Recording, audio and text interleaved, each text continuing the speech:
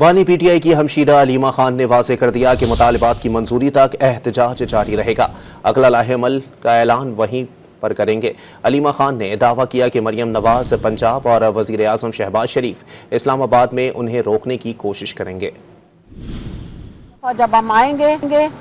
تو ہمارے جو مطالبات ہیں عدلیہ کی آزادی کے، سٹولن مینڈیٹ کے، اور آپ قیدیوں کی جو بے گناہ قیدی ہیں ان کی رہائی کے لیے اور اپنے مستقبل کے لیے، تو ہم انشاءاللہ جب تک ہمارے مطالبات یہ نہیں مانتے، جو انصاف اور بالکل سچے مطالبات ہیں، تو اگلا لاہ عمل تب ہی ہوگا جب ہم یہاں پہنچ جائیں گے انشاءاللہ۔ خود اپنا راستہ بنانا ہے اور ہمیں پتہ ہے کہ کہاں کہاں کنٹینرز ہوں گے، پھر ہم نے یا کھیت میں سے آنا ہے،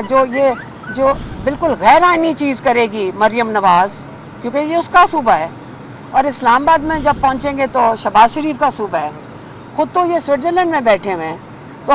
ہمیں انہوں نے کنٹینر کے پیچھے کر دینا ہے۔ پھر ہم بھی ایک دن کنٹینر سے سائڈ سے کھیت میں سے اتر کے گزر گئے تھے۔